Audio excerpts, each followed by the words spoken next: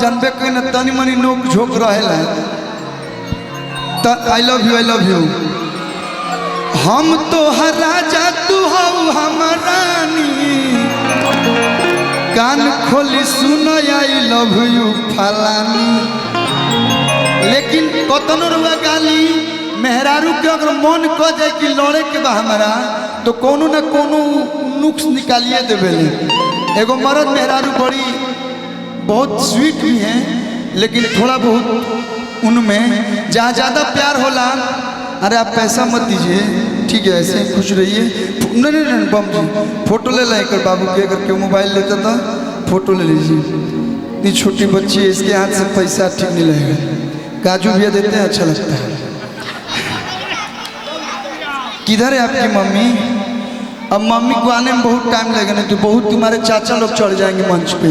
तुम जाओ तुम्हारा हो गया ना। हाँ वेलकम वेलकम। तो मेरा रुआ कह दिया भोले बाबा से कि का है बाबा कैसन मरद से बियाह करा दी हमी नीमन सुमारी के फल बरसवनी अपने नियन हमरो जोड़ी बनवनी घरवा में जैसे रहे बाबा जैसे बोल संगे बाघिन अरे जैसे बोल सोगे बाघिन जी। तो जे आपके भाई बोले बा कि अपने तो बाबा नागरा खलिहानी कि अपने तो बाबा नागरा खलिहानी हमके सौंप देनी नागिन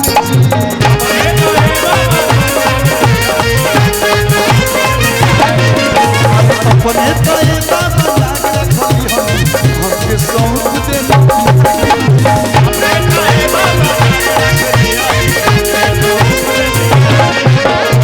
देखिए YouTube के माध्यम से मेरी भी मेहरारू देखेगी। हम उसको नहीं गा रहे हैं मेरे मेहरारू एकदम सीधी गाए हैं।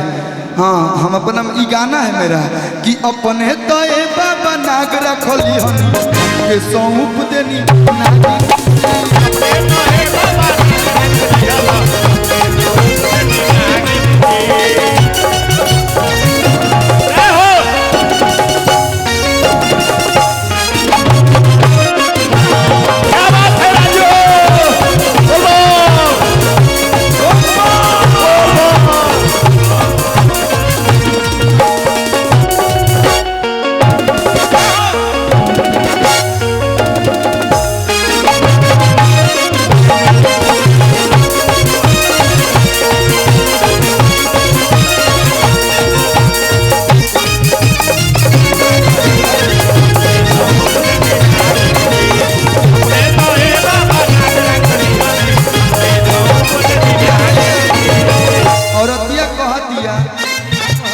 हम कोई पूजा राउर बेल पतई फूल से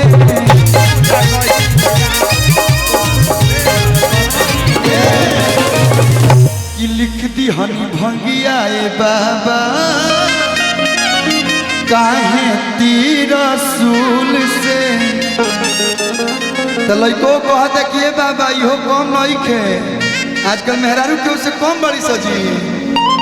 दो चार गो न्यूज देख के तो बड़ी हमारा डर लागत कहीं बहरियों भीतर घूमे मेरा कि हंसे तो लागे हंसे तो डसे लागे बिया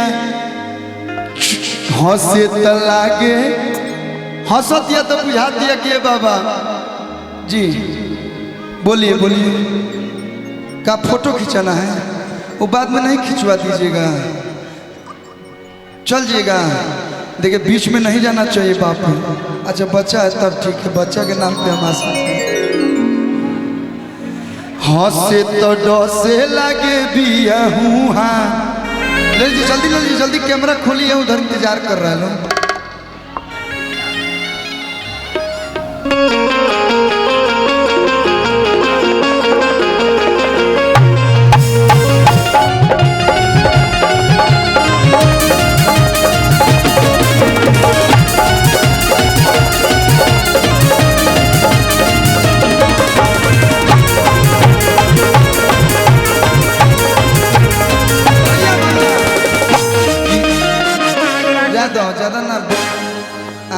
यहाँ पे सेवे में आते हैं, ज़्यादा काहे बजाते हैं?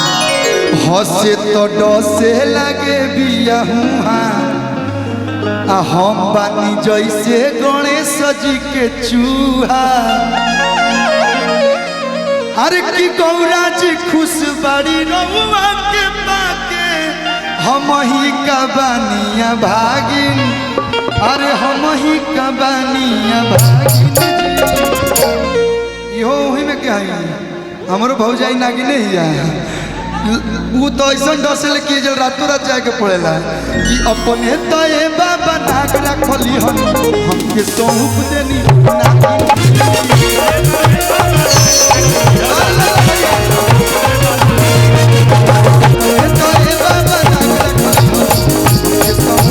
नागिन। कि नाचो भोला के भगतो नगीन जैसन देवघर नगर सजल दुल्हन जैसन हैरतियों लागेला अब दिन जैसन। कि नाचो भोला के भगतो नगीन जैसन। लेकिन एगो प्यारा सा भजन हमारा चाचा जी के हर मंच पे वहाँ के सुनी ना।